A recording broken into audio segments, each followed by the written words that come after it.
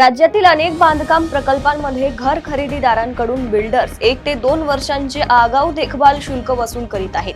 ही वसुली बेकायदा आहे, त्यामुळे ही वसुली करू नये असे निर्देश महारेराने संबंधित विकासकांना द्यावेत अशी मागणी मुंबई ग्राहक पंचायतीने केली आहे। अहिल्यानगर जिल्ह्यात 16 वर्षीय विद्यार्थिनीवर एका आरोपीने आई वडिलांना गायब करण्याची धमकी देत ऑक्टोबर ते नोव्हेंबर दरम्यान सतत अत्याचार करत असल्याची घटना घडली आहे। या प्रकरणी आरोपी विरुद्ध गुन्हा दाखल झाला आहे।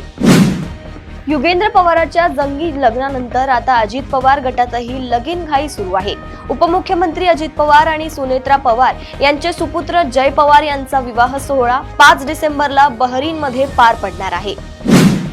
नागपूर खंडपीठाच्या आदेशानुसार नगरपालिका व नगरपंचायत निवडणुकांची मतमोजणी 21 डिसेंबरला होणार असल्याने आचारसंहिता तेव्हापर्यंत लागू राहील। त्यामुळे 8 डिसेंबर पासूनच्या हिवाळी अधिवेशनात विदर्भासाठी होणाऱ्या घोषणांवर मर्यादा येण्याची शक्यता आहे।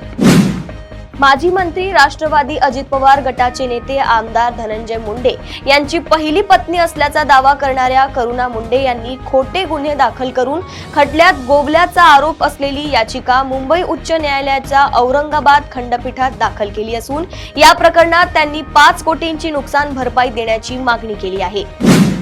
काँग्रेसचे प्रदेशाध्यक्ष हर्षवर्धन सपकाळ यांनी आरोप केलाय की भाजप आणि आरएसएस जात धर्मात भेद निर्माण करून संघर्ष पेटवत आहेत। देशाला या प्रवृत्तीपासून वाचवण्यासाठी काँग्रेसने अंतर्गत मतभेद विसरून आगामी निवडणुकीत एकजुटीने काम करावे असे त्यांनी आवाहन केले आहे। पुण्यातील कुख्यात निलेश घायवाड टोळी विरोधात कोथरूड पोलिसांनी पुन्हा एक मोठी कारवाई केली आहे। घायवाड टोळीचा सक्रिय सदस्य आणि निलेश घायवाडचा नंबराकरी असणाऱ्या अजय महादेव सरोदे याला अटक केली असून त्याच्या घरातून तब्बल 400 काडतुसे जप्त करण्यात आली आहे।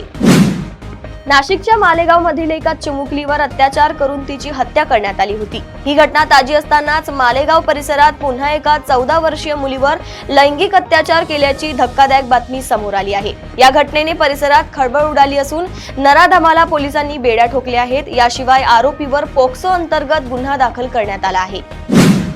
अमरावतीत 45 वर्षीय निलिमा उर्फ पिंकी खरबडे यांची गळा कापून हत्या झाल्याप्रकरणी गुन्हे शाखेने उलगडा केला असून ब्लॅकमेलिंगला कंटाळून ही हत्या पतीनेच केल्याचे समोर आले आहे।